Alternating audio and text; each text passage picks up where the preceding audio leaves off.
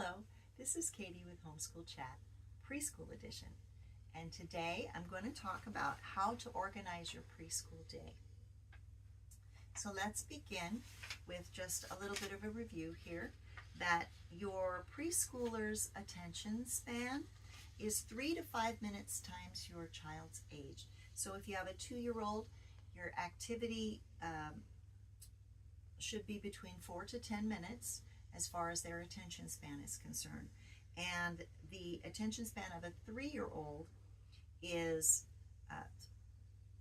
6 to 10 minutes. The actual attention span of a 2-year-old, what is the actual attention span, average attention span, is 4 to 6 minutes.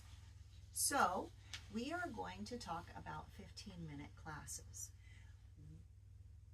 First of all, at the beginning of a preschool year, things are not going to work as smoothly as they will once your preschool child becomes used to the way things work, the routine, right? So you're going to have possibly a 5-minute transition time between classes, and you're also going to have a time where your child is going to need to develop their attention span. So when everything is going really, really well, probably mid-year, you should be able to have a 10-minute class with a 5-minute transition, give or take, okay? So the purpose of this video is to give you an example of a preschool day so that you really have a good idea of what I've been talking about. I have previous videos on preparing for the preschool year, and I've been talking about how your day should kind of be arranged, but this is an actual example of how it should flow. Now, that doesn't mean you can't change something. That doesn't mean that you can't throw something out that you don't like that I'm talking about, because when you homeschool, you have the ability to make your own choices, right?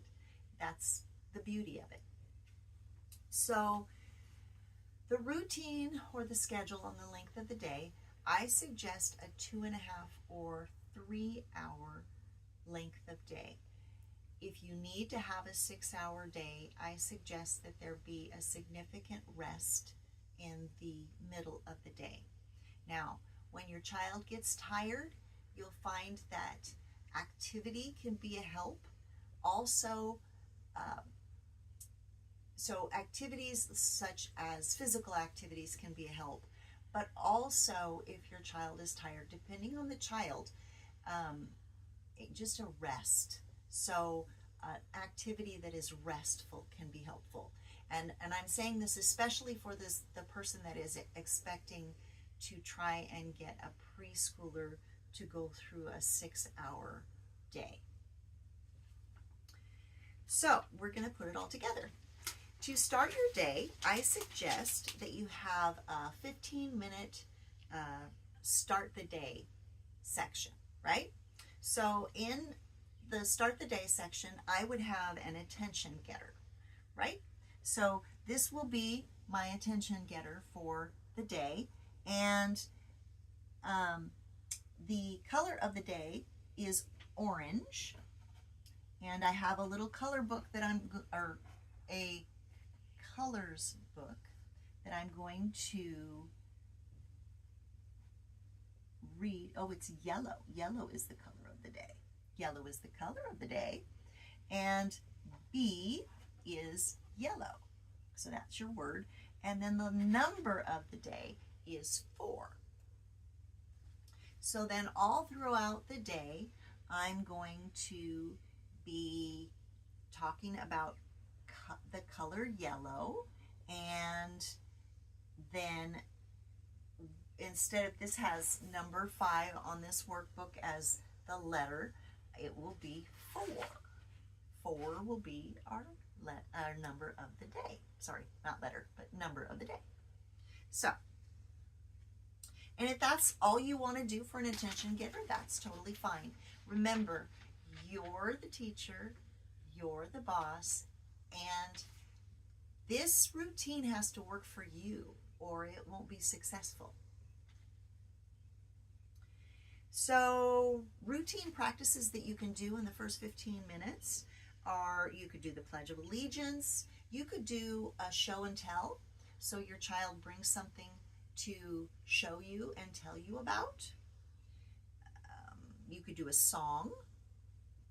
You could say something to the child that the child can look forward to. So maybe there's the last class is something special, and then you could say, well, we're going to do this and it's going to work into, this something special at the end of the day. So you can do that as an attention getting class, or you don't have to have an attention getting period at all. You can start your day and you can have your child sit down and begin to work on a workbook. I really recommend workbooks. You don't have to do a workbook for every class, but variety is very good. It keeps a child's attention, and it also helps them to be enthusiastic about what happens next, because they're not doing the same thing all the time. They're not in the same position or the same place at the same time. So after your first 15 minutes, and as I said, you could start with this workbook page here that is, okay, today's the number of the day is 4.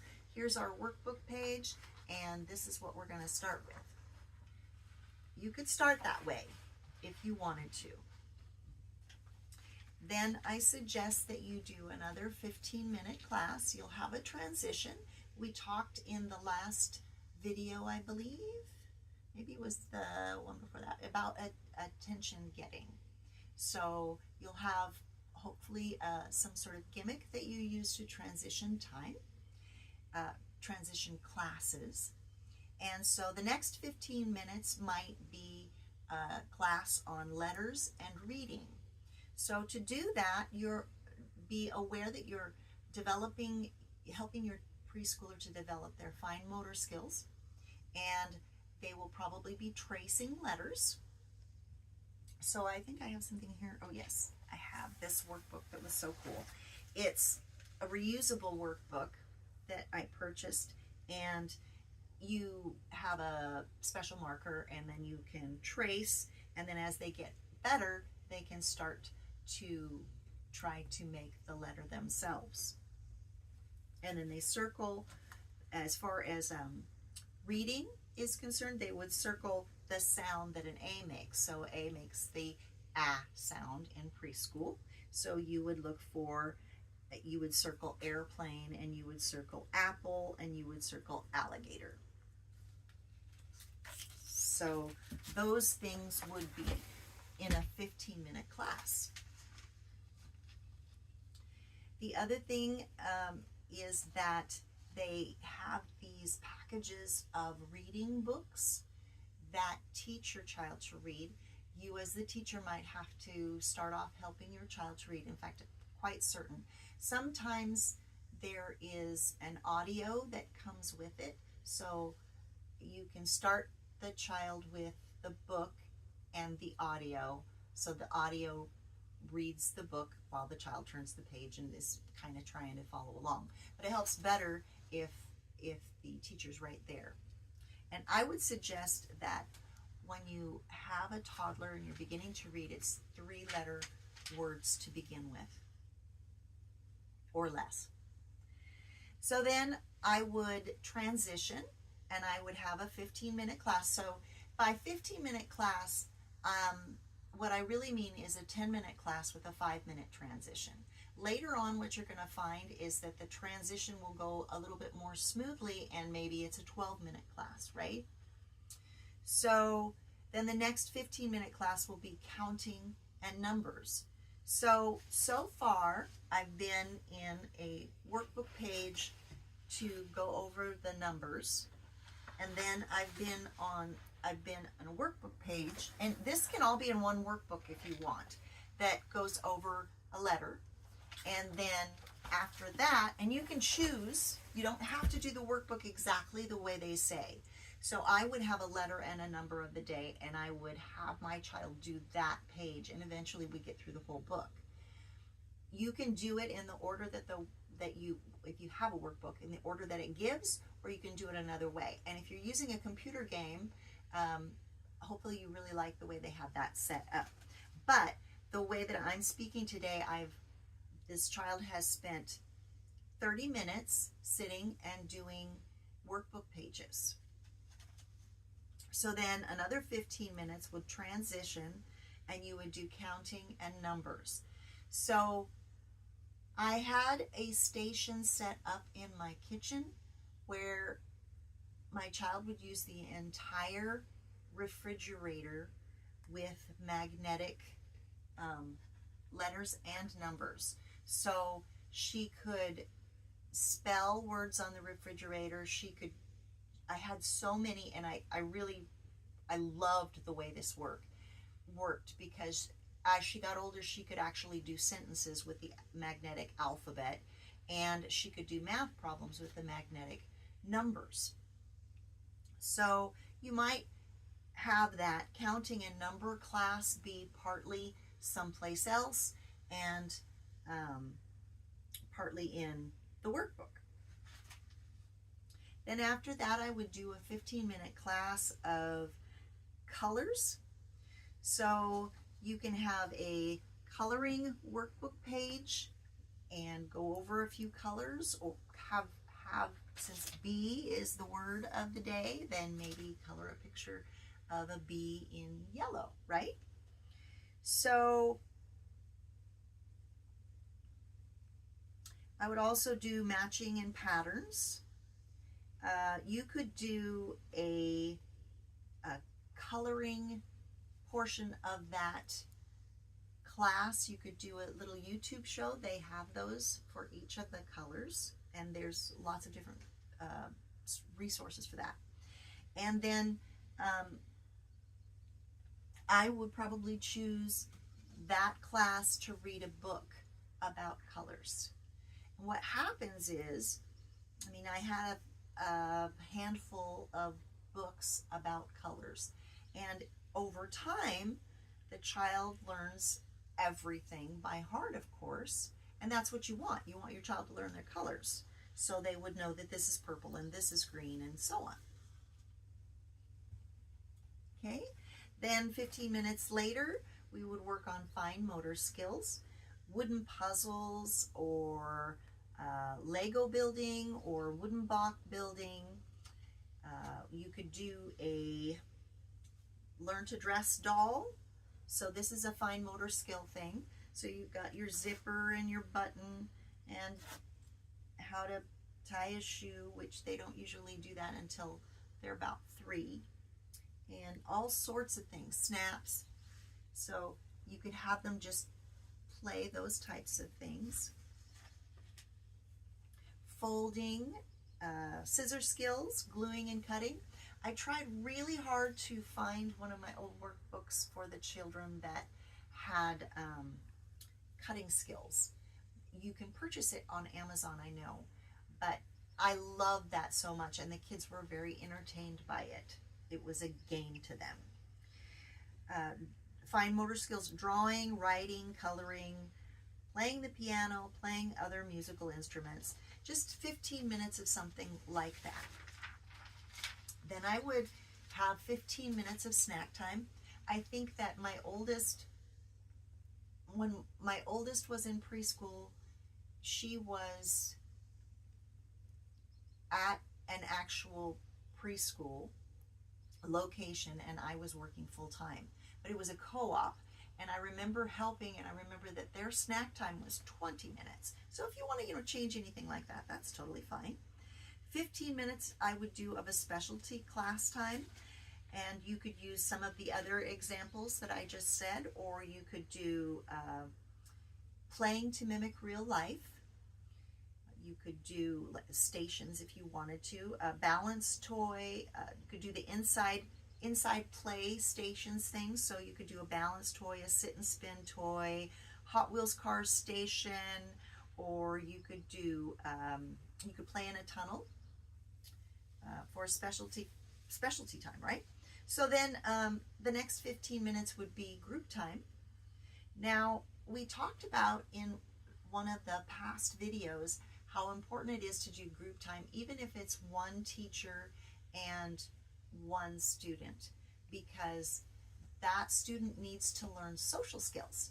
So that student needs to learn manners and sharing and communicating, as well as problem solving and working to accomplish something, working as a team. So group time might include story time. It might include music and singing, hand clapping games, working together activities, so you might build something together, some sort of a PE activity, prep for a special program, or balloon games. So the balloon would take the place of a ball, because if you're inside and you throw a baseball, you could hurt something or somebody. So if you have a Nerf ball or something that you're not afraid will destroy something in your house, then that's fine. But a balloon is usually a very good solution for a ball. Then I would do 15-minute class of arts and crafts. Then I would do 15 minutes of outdoor play, in which I would have some stations. So some of these stations could be a swing set, some sort of toddler jungle gym, which also you can do inside if you need to. Balance toy, a cornhole game, a teeter-totter, a water table, a sand table or sandbox, a hula hoop, which I have right here.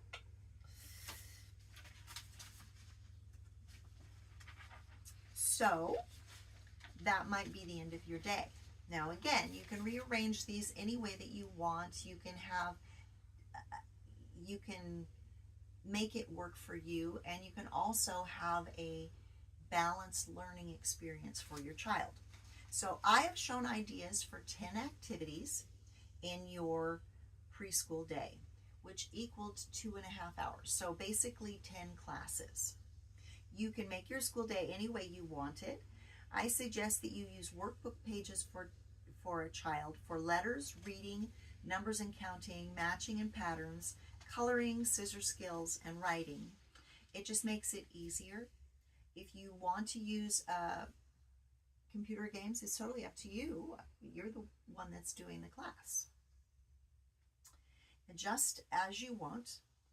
You will notice as your child gets tired toward the end of the preschool day, the activities should change.